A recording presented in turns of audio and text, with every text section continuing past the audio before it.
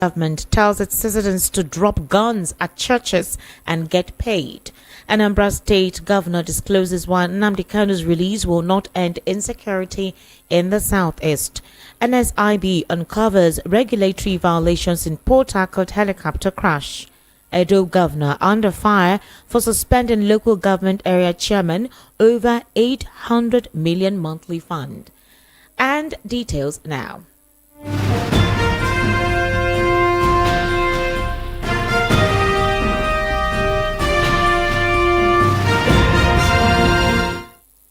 Thank you for staying with us. The news at 12 begins from outside the shores of Nigeria, where the Mexican government has admonished Mexican residents to surrender their firearms at designated churches in exchange for a reimbursement fee.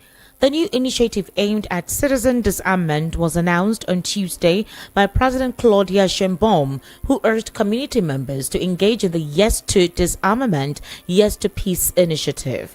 He reassured those who may have concerns that they would not face legal repercussions for relinquishing their weapons. This disarmament initiative is a component of the government's comprehensive strategy to combat crime. Sheinbaum emphasized that one of its core objectives is to foster a culture of peace, particularly in areas affected by violence from organized crime. VOP News understands that in 2023, Mexico reported a total of 31,062 homicides, with approximately 70% of these incidents involving firearms, as indicated by preliminary statistics from the National Institute of Statistics and Geography.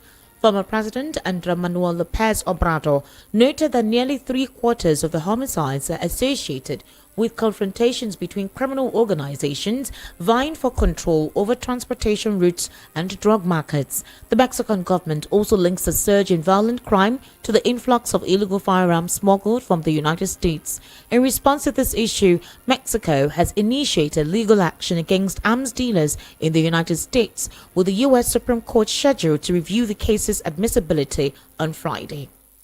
Back home in Nigeria, the governor of Anambra State, Professor Igbo-soludo, has expressed doubt that the release of Nnamdi Kanu, the detained leader of the indigenous people of Biafra, will resolve the ongoing insecurity plaguing the southeast region.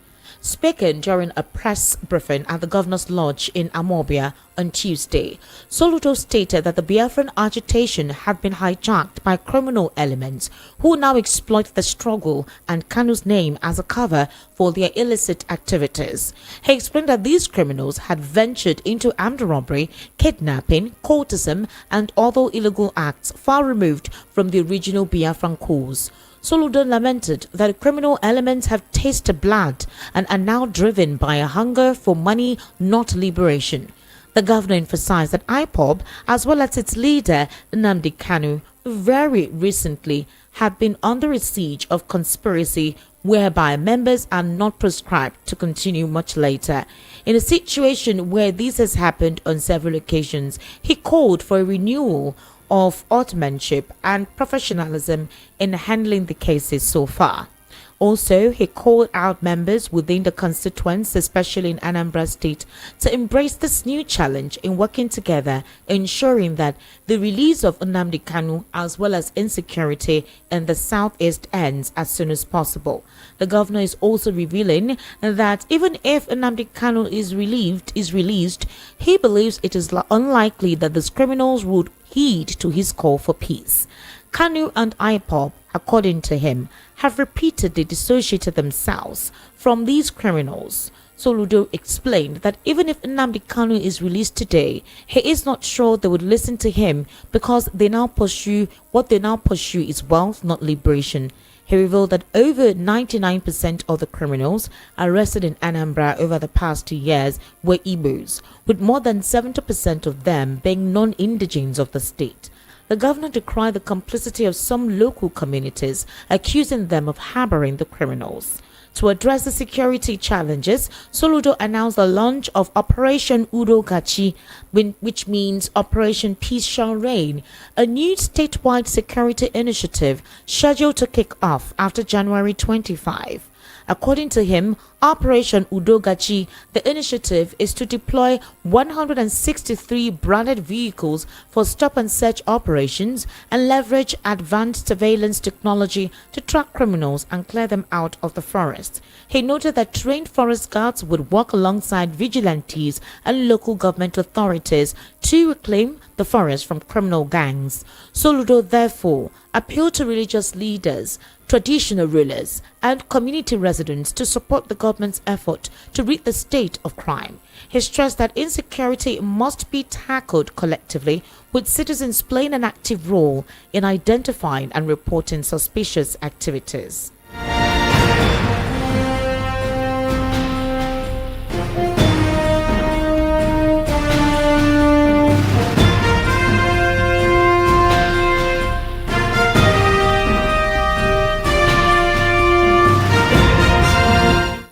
Still on the world news at 6, the Nigerian Safety Investigation Bureau, barely 2 months after the tragic crash of a Skikorsky SK-76 helicopter operated by East Aviation in Port Harcourt, has revealed multiple violations of Nigeria's civil aviation regulations by the handlers of the ill-fated aircraft.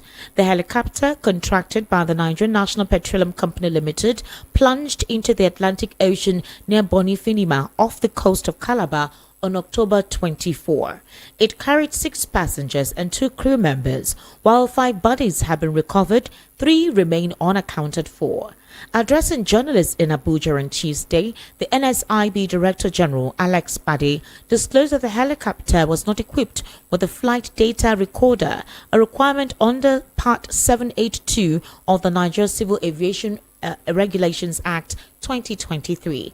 Additionally, Bade noted that the helicopter crew members failed to use standard phraseology throughout the flight, a lapse that further raised concerns about operational practices. The NSIB refrained from drawing a direct connection between the violations and the crash, but emphasized that the findings pointed to critical regulatory gaps in the aviation industry.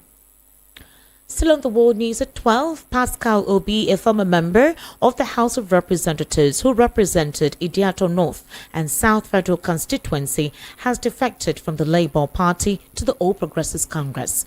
Pascal Obi was officially welcomed back to the APC fold by the Imo State APC executives led by MacDonald Abere. The former lawmaker had earlier formalized his membership at the ward and local government levels. Speaking at the event, Pascal Obi expressed his decision to rejoin the APC, citing massive infrastructural development efforts of Imo State Governor Hope Uzodinma as a key motivation. He further assured the party's leadership of his unwavering support and loyalty, pledging to contribute to the party's continued growth.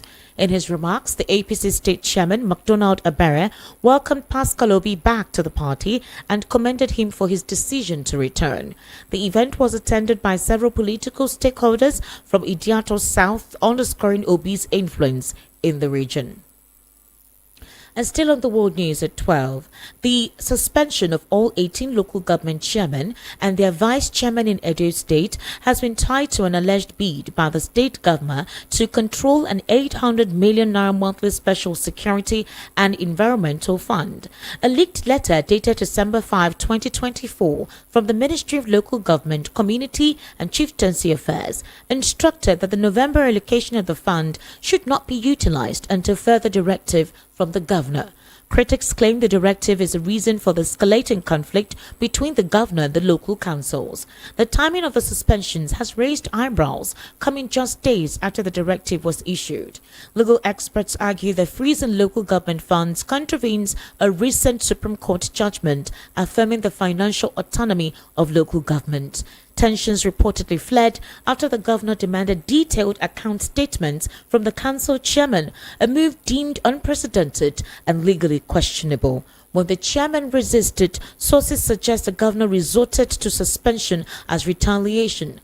Local governments rely on the 800 million naira monthly fund to support community policing, environmental projects, and other critical grassroots initiatives. The freeze in the funds has disrupted local operations, sparking fears of heightened insecurity in the state. Civil society leaders and legal observers have condemned the governor's actions, calling them a threat to local democracy. Under Nigeria's 1999 Constitution and the Supreme Court rulings, local councils are recognized as an independent tier of government protected from arbitrary state interference. Observers argue the current situation undermines this autonomy and reflects a broader power struggle over public funds in Edo State. You're currently listening to the World News at 12 right here on Voice of the People 90.3 FM. We'll take a very short break. When we return, we'll head into a news analysis segment with Barrister Fred Nzako, who is a political, national and social affairs commentator. Barrister Fred Nzako will be responding to some questions posed at him. Do kindly stay with us.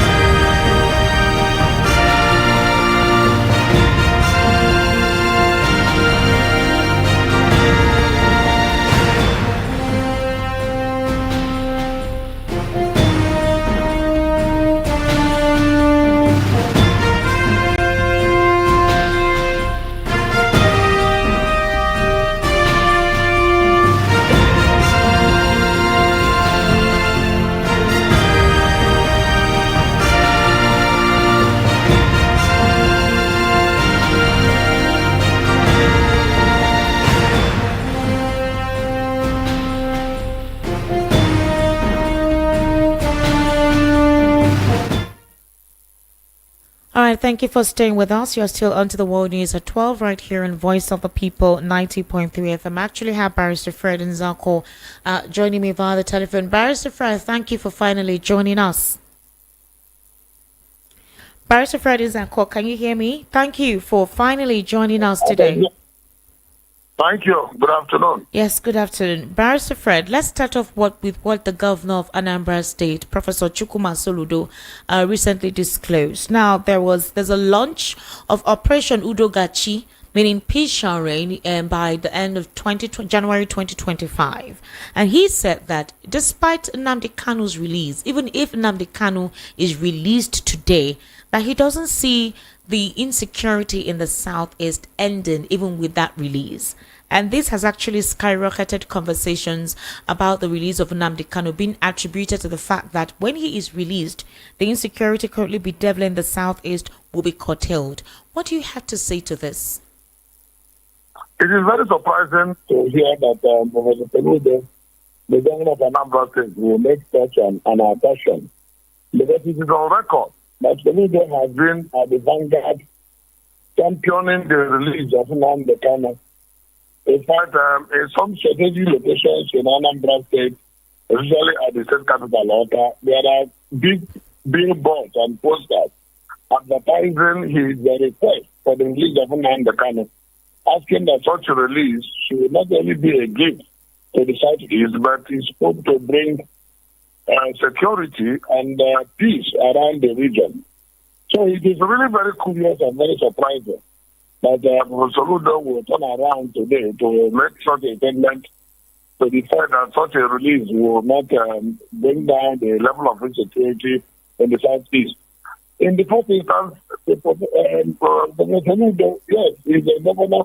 He has security information, but he's not an expert in security issues.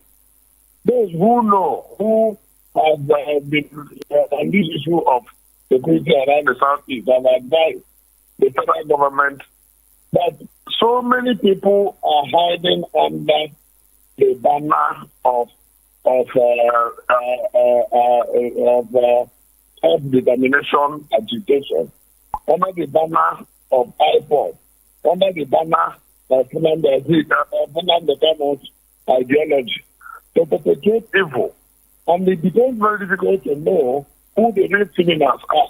And the only way you will know, the only way you will separate the criminals from the real agitators, the genuine agitators, is to leave Fernando Kano so that the genuine agitators will be identified and every criminal will be treated as security experts. And many people who analyze the security issues in the Southeast will tell you that that is the very best thing to do.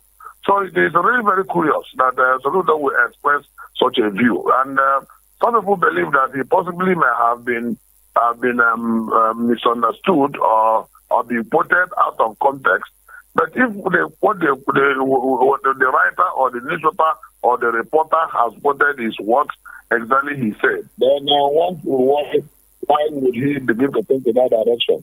Young Ojuku, the newly appointed Minister of State for Foreign Affairs, has even assured the Southeasterners that one of the things that she will do is to try to convince Mr. President and the government to release Nnamdi Kanu.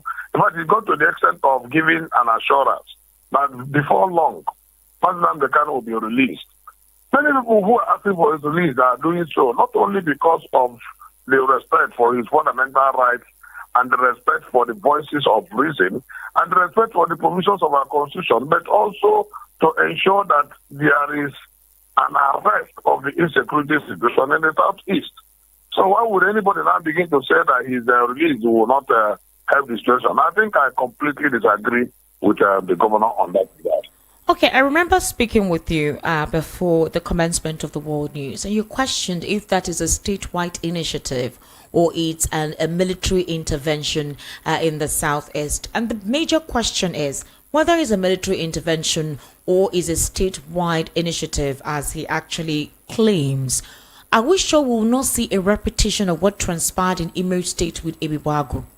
Because these security outfits sometimes could be used as tools by the state governor to exacerbate mayhem or constrict persons to do what they want them to do. So how do we see the effectiveness of this statewide initiative, Udogachi, in curtailing crime and criminality in Anambra State, and not hoping that what happened in Imo State with Ebiwagu will not repeat itself in Anambra State with this outfit?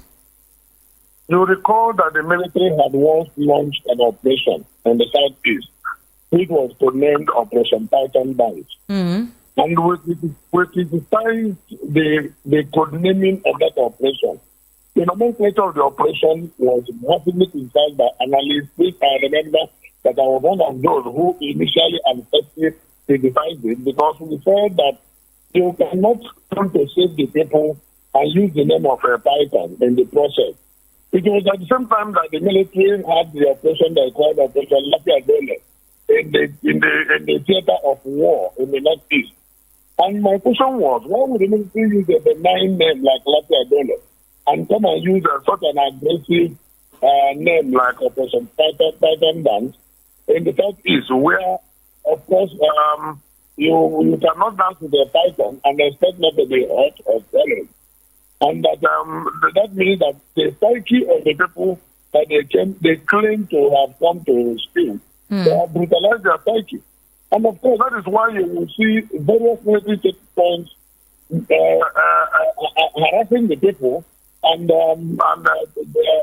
breaching their fundamental rights of freedom of movement and extorting them unnecessarily. So now that with that specificity, the military possibly would have tried to make an amend by coming with a new operation, which they may have called Operation Udogachi. And if that operation is by the military, it's a purely military operation and an initiative of Nigerian Army. If it is a statewide operation, it is backed by Anambra State. I do not think that it is that same one that the military had launched. And if the government of Anambra State had launched a statewide operation, then that means it's similar to the vigilante services, because the Anambra State vigilante services is a statewide operation aimed at assisting the police in security of a provision of security in Anambra State And it is very viral and very strong in the whole communities. 179 communities of Anambra State. They all have vigilante outfits and vigilante services controlled by the indigenous people of the various communities, working hand in hand with the state government and with the police especially. So I do not think that the government would want to begin to launch another operation. Governments don't launch operations. They can set up committees, they can set up services. Operations are essentially military outfit. So this operation, that is basically a military operation that will come to replace Operation Titan Dam in the southeast.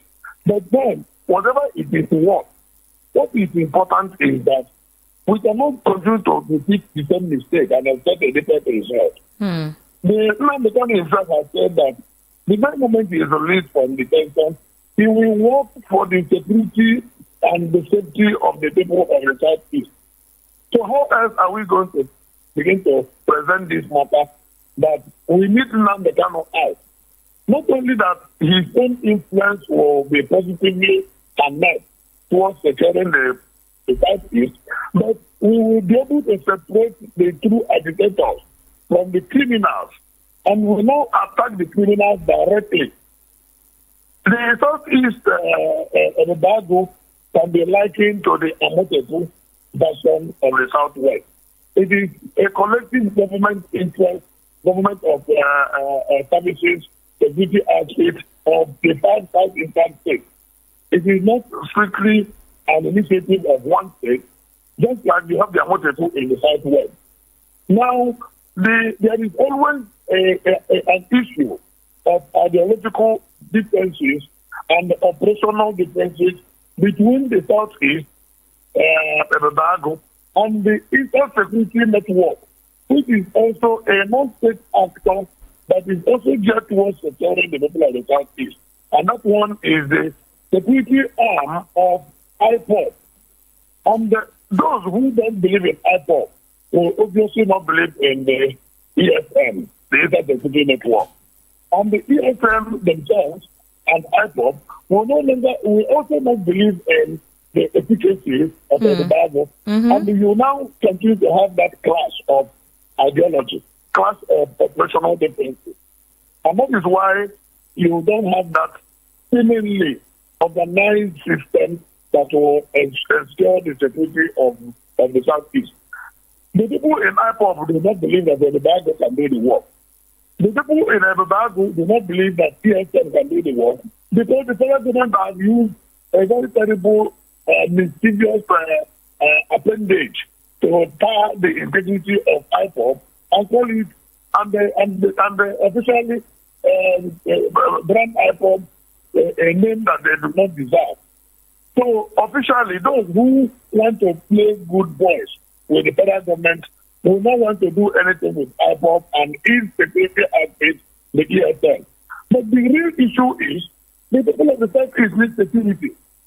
The Southeast that used to be a haven of peace and security have now been bastardized.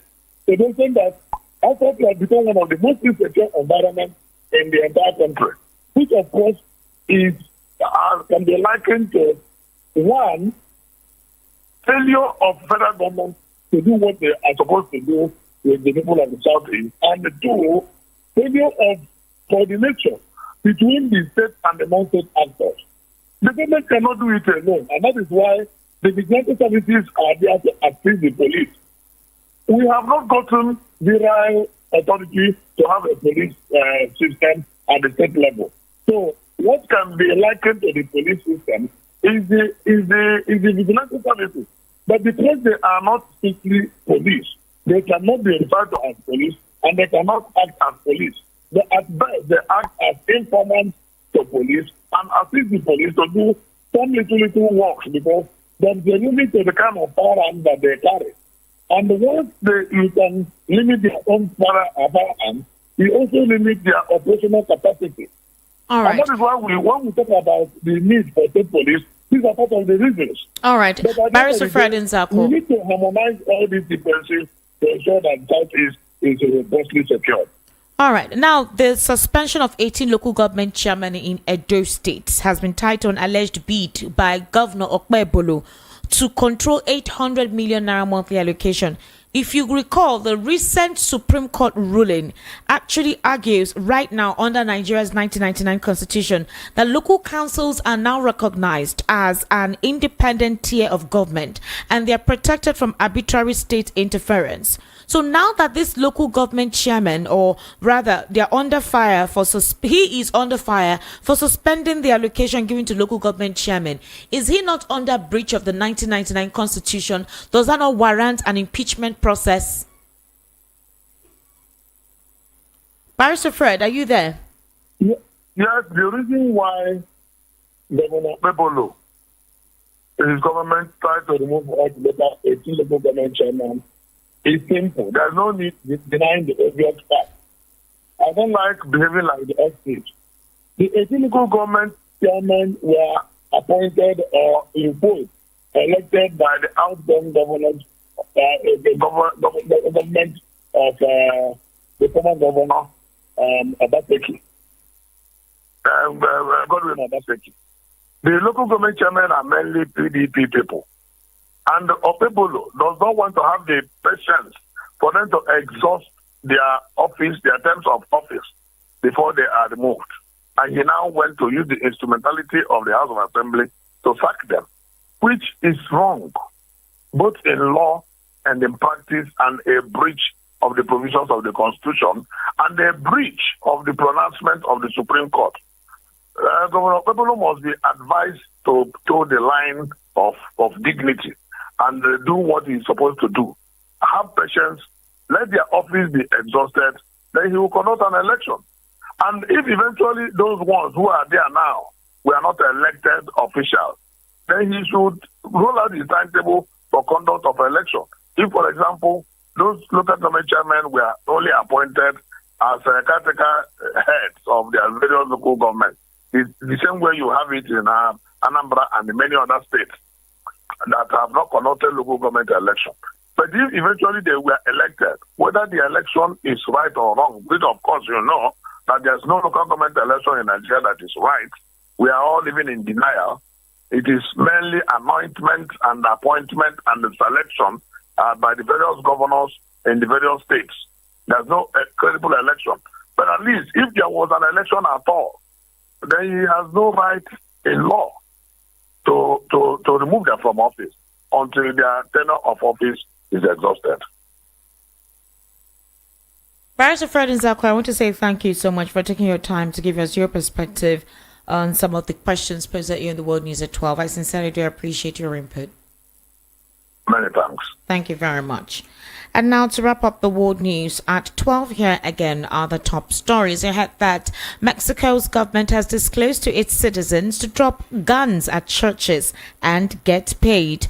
Also, Anambra State Governor discloses while Nnamdi Kanu's release will not end insecurity in the southeast.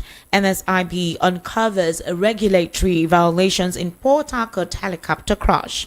And Edo State Governor under fire for suspending local government area chairman over 800 million naira monthly fund. And just breaking, President Bola Ahmed Tinubu is currently at the National Assembly facing the Senate members presenting the 2025 budget. Do stay tuned right here in Voice of the People 90.3 FM.